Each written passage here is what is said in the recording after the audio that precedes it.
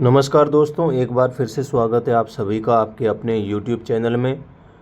दोस्तों, जो भी साथी रेलवे NTPC की तैयारी कर रहे हैं, अभी जिनके एग्ज़ाम बाकी है, वो साथी इस वीडियो को अंत तक देखें। स्पेशल उनके लिए ये प्रैक्टिस सेट है और इस प्रैक्टिस सेट में 25 क्वेश्चन है और जो कि मिक्स क्वेश्चन है, जिसमें फिजिक्स, केमिस्ट्री, बायोलॉजी, पॉलिटिकल सब मिक्स क्वेश्चन है। तो आप 25 में से कितने क्वेश्चन सही कर पाते हो वो आप कमेंट सेक्शन में ज़रूर बताएं। बाकी जो भी साथी नए हैं वो चैनल को सब्सक्राइब करके बेल आइकन ऑन कर दें, ताकि जो नेक्स्ट वीडियो आएगा उसके लिए आपको अपडेट मिलती रहेगी। तो शुरू करते हैं। जिनका एग्ज़ाम बाकी है उनके लिए बहुत ही इम्पोर्टेंट क्वेश्चन है। तो पहला हमारा क्वेश्चन है कि भारत का पहला उपग्रह कौन सा था। भारत का पहला उपग्रह कौन सा था। पहला हमारा ऑप्शन है भास्कर 1, दूसरा ऑप्शन है आर्यभट्ट, तीसरा ऑप्शन है इनसैट 1B और चौथा ऑप्शन है रोहिणी। तो भारत का जो पहला उपग्रह है वो है आर्यभट्ट। इसका right answer option B. Bharat का जो पहला उपग्रह है वो आर्यभट्ट है और जिसको 19 अप्रैल 1975 को लॉन्च किया था। इसको लॉन्च कब किया? तो 19 अप्रैल 1975। यह अंतरिक्ष यान एक प्रायोगिक उपग्रह था जिसका नाम प्रसिद्ध गणितज्ञ और खगोल शास्त्री आर्यभट्ट के नाम पर रखा गया था। नेक्स्ट हमारा क्वेश्चन है, पंचवर्षीय योजना कब शुरू हुई। पंचवर्षीय जो योजना है वो कब शुरू हुई थी वो आपको बताना है। पहला हमारा ऑप्शन है 1948, दूसरा ऑप्शन है 1951, तीसरा ऑप्शन है 1956 और चौथा ऑप्शन है 1960। तो पंचवर्षीय योजना 1951 में इसकी शुरुआत हुई। तो इसका राइट आंसर हो जाएगा ऑप्शन बी। नेक्स्ट हमारा क्वेश्चन है, 1857 के विद्रोह का नायक कौन था। 1857 के विद्रोह का नायक कौन था। पहला हमारा ऑप्शन है मंगल पांडे, दूसरा ऑप्शन है सुभाष चंद्र बोस, ये सुभाष बोस, तीसरा ऑप्शन है झांसी की रानी और चौथा ऑप्शन है चंद्रशेखर आज़ाद। तो 1857 के विद्रोह का नायक थे मंगल पांडे। इसका राइट आंसर हो जाएगा ऑप्शन ए। नेक्स्ट हमारा क्वेश्चन है, लाल किला किसने बनवाया। लाल किला किसने बनवाया था वो आपको बताना है। पहला हमारा ऑप्शन है अकबर, दूसरा ऑप्शन है औरंगजेब, तीसरा ऑप्शन है शाहजहां और चौथा ऑप्शन है बाबर। तो लाल किले का निर्माण शाहजहां द्वारा किया गया। इसका right answer option C. Next हमारा क्वेश्चन है, सिंधु घाटी सभ्यता किस नदी के किनारे विकसित हुई। सिंधु घाटी सभ्यता किस नदी के किनारे विकसित हुई। पहला हमारा ऑप्शन है गंगा, दूसरा ऑप्शन है नर्मदा, तीसरा ऑप्शन है सिंधु और चौथा ऑप्शन है यमुना। तो सिंधु घाटी सभ्यता है वो सिंधु नदी के किनारे ही विकसित हुई। तो इसका राइट आंसर हो जाएगा ऑप्शन सी। नेक्स्ट हमारा क्वेश्चन है, भारत का सबसे बड़ा राज्य क्षेत्रफल में कौन सा है और सबसे बड़ा राज्य क्षेत्रफल की दृष्टि से कौन सा है वो आपको बताना है। तो पहला हमारा ऑप्शन है उत्तर प्रदेश, दूसरा ऑप्शन है राजस्थान, तीसरा ऑप्शन है मध्य प्रदेश और चौथा ऑप्शन है महाराष्ट्र। जो क्षेत्रफल की दृष्टि से सबसे जो बड़ा राज्य है वो है राजस्थान। राजस्थान का जो क्षेत्रफल है वो है 3,42,239 वर्ग किलोमीटर।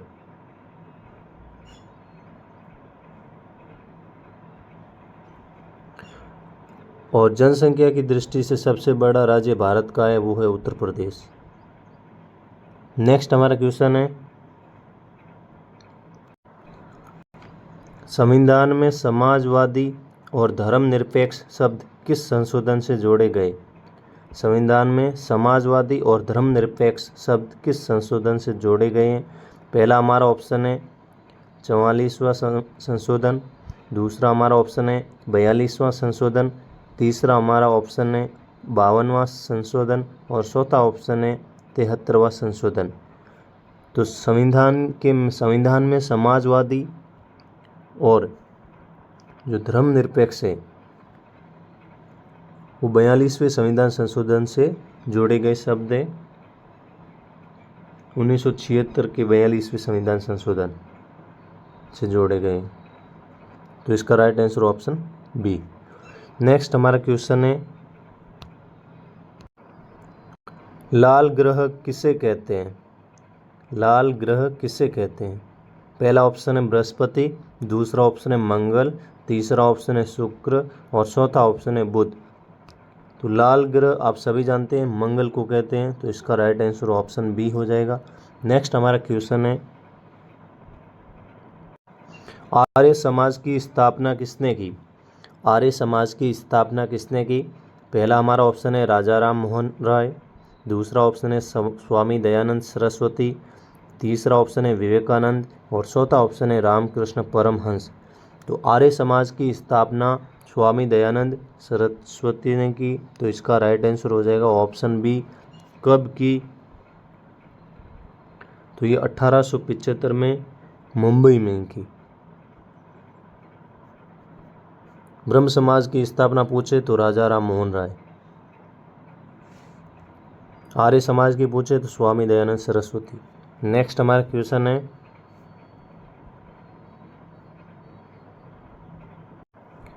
भारत का पहला परमाणु परीक्षण कब हुआ?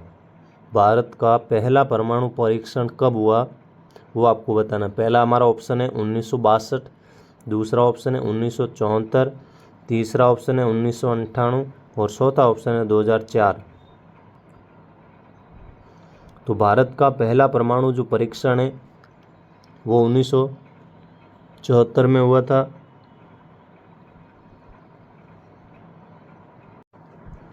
कहाँ हुआ था? तो राजस्थान के पोखरण में 18 मई 1974। और इसका जो कोड नेम था, कोड नेम वो था स्माइलिंग बुद्धा। नेक्स्ट हमारा क्वेश्चन है, पहली भारतीय महिला नोबेल पुरस्कार विजेता कौन थी? पहली भारतीय महिला नोबेल पुरस्कार विजेता कौन थी? पहला हमारा ऑप्शन है सरोजिनी नायडू, दूसरा हमारा ऑप्शन है मदर टेरेसा, तीसरा हमारा ऑप्शन है इंदिरा गांधी और चौथा ऑप्शन है किरण बेदी। तो पहली भारतीय महिला नोबेल पुरस्कार विजेता मदर टेरेसा, इसका राइट आंसर हो जाएगा ऑप्शन बी। और मदर टेरेसा को 1979 में नोबेल शांति पुरस्कार से सम्मानित किया गया था। 1979 में नोबेल शांति पुरस्कार से सम्मानित किया। नेक्स्ट हमारा क्वेश्चन है, पृथ्वी रक्षा मिसाइल किस संगठन ने बनवाई? पृथ्वी रक्षा मिसाइल किस संगठन ने बनवाई थी? पहला ऑप्शन है इसरो, दूसरा ऑप्शन है DRDO, तीसरा ऑप्शन है बार्क और चौथा ऑप्शन है हॉल। तो पृथ्वी रक्षा मिसाइल DRDO के द्वारा बनाई गई, इसका राइट आंसर हो जाएगा ऑप्शन बी। DRDO की फुल फॉर्म है डिफेंस रिसर्च डेवलपमेंट ऑर्गेनाइजेशन। इसका जो मुख्यालय है वो है बेंगलोर में। नेक्स्ट हमारा क्वेश्चन है, DRDO का जो मुख्यालय है वो नई दिल्ली में है। इसरो का जो मुख्यालय है वो बेंगलोर में। नेक्स्ट हमारा क्वेश्चन है, परमाणु संख्या 79 किस धातु की है? परमाणु संख्या 79 किस धातु की है? पहला हमारा ऑप्शन है चांदी, दूसरा ऑप्शन है सोना, तीसरा ऑप्शन है तांबा और चौथा ऑप्शन है लोहा। तो परमाणु संख्या 79 है सोना की, तो इसका राइट आंसर हो जाएगा ऑप्शन बी। आपने आवर्त सारणी पढ़ी होगी, उसमें सभी के मतलब परमाणु संख्या दिए हुए हैं। नेक्स्ट हमारा क्वेश्चन है, कालिदास की प्रसिद्ध रचना कौन सी है? कालिदास की प्रसिद्ध रचना कौन सी है? पहला ऑप्शन है मेघदूत, दूसरा ऑप्शन है गीता रहस्य, तीसरा ऑप्शन है पंचतंत्र और चौथा ऑप्शन है राजतरंगिणी। तो कालिदास की जो प्रसिद्ध रचना है वो है मेघदूत, जिसका राइट आंसर हो जाएगा ऑप्शन ए। नेक्स्ट हमारा क्वेश्चन है, वर्ल्ड वाइड वेब का आविष्कार किसने किया? वर्ल्ड वाइड वेब का आविष्कार किसने किया? पहला ऑप्शन है चार्ल्स बेबेज, दूसरा ऑप्शन है टिम बर्नर्स ली और तीसरा ऑप्शन है बिल गेट्स और चौथा ऑप्शन है स्टीव जॉब्स।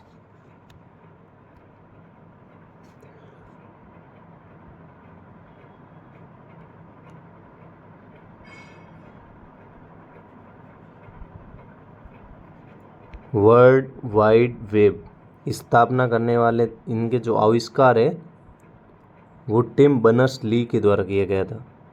तो इसका राइट आंसर हो जाएगा ऑप्शन बी, जिसको शॉर्टकट में WWW बोलते हैं।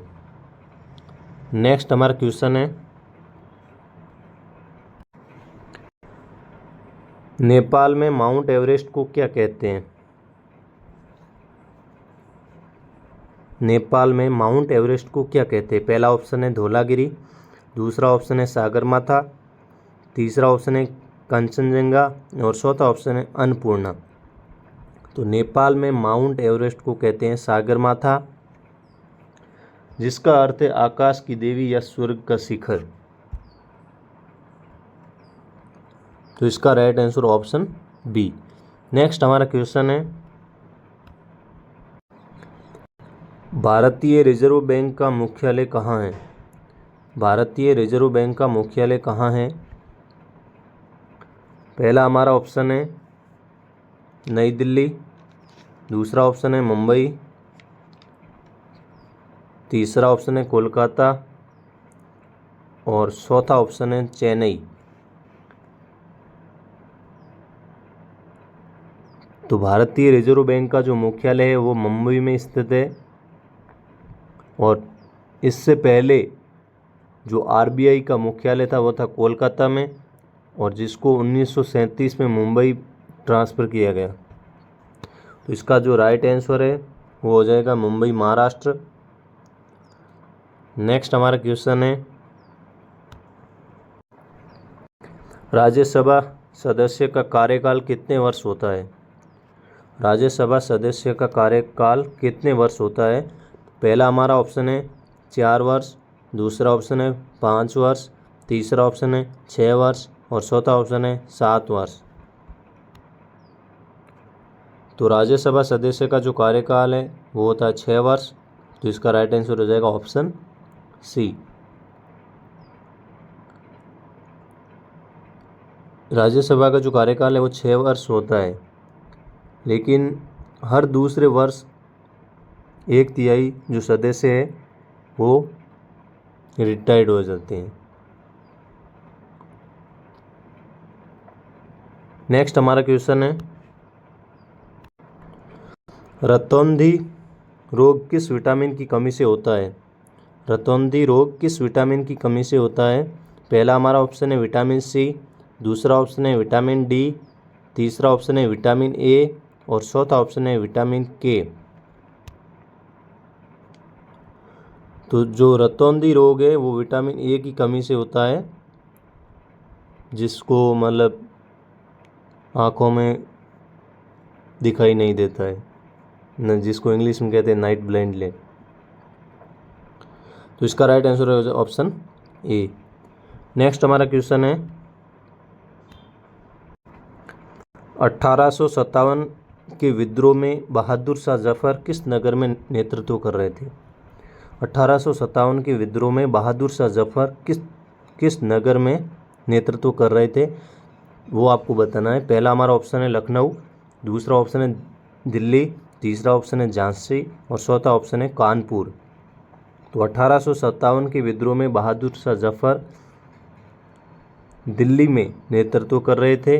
उन्हें विद्रोही सैनिकों ने हिंदुस्तान का सम्राट घोषित किया था और विद्रोह के बाद अंग्रेज़ों ने उन्हें 1858 में अपरास्त कर रंगून शहर में निर्वाचित कर दिया और उसके बाद में उनकी मृत्यु हो गई। तो इसका जो राइट आंसर है वो हो जाएगा दिल्ली, क्योंकि बहादुर शाह जफर किस नगर में नेतृत्व कर रहे थे? तो दिल्ली में कर रहे थे। नेक्स्ट हमारा क्वेश्चन है पृथ्वी पर सबसे कठोर पदार्थ कौन सा है, वो आपको बताना है। पृथ्वी पर सबसे कठोर पदार्थ कौन सा है? पहला हमारा ऑप्शन है लोहा, दूसरा ऑप्शन है हीरा, तीसरा ऑप्शन है स्टील और चौथा ऑप्शन है क्वार्ट्ज। तो पृथ्वी पर सबसे कठोर पदार्थ है हीरा।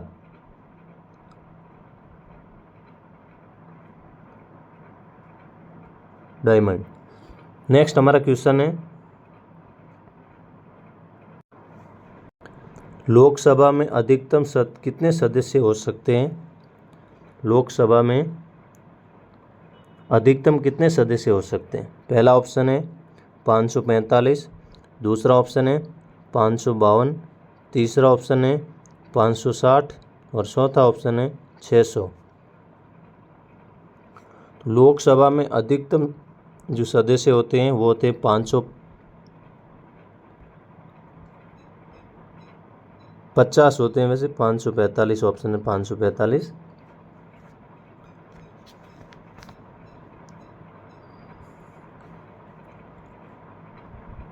पाँच सौ 50 होते हैं, इसमें आंसर नहीं है। जिसमें से 530 है वो राज्यों और जो 20 सदस्य हैं वो केंद्र शासित प्रदेशों से आते हैं।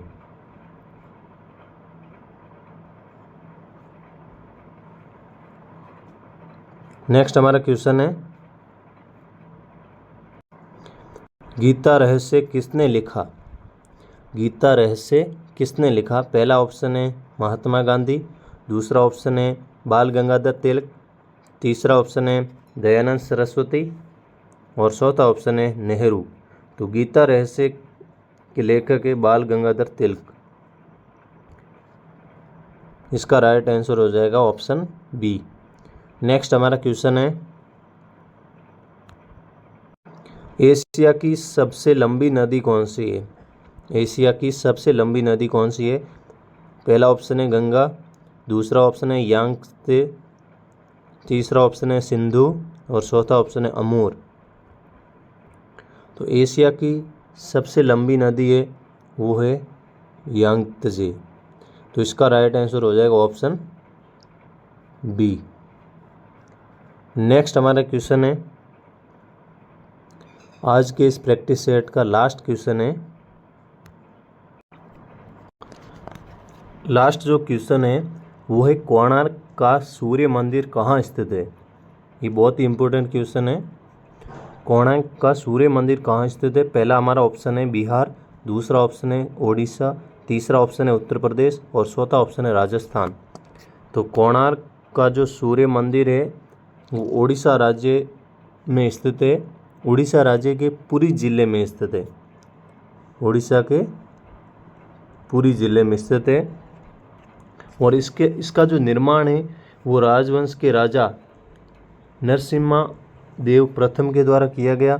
और इस मंदिर की विशेषता क्या है?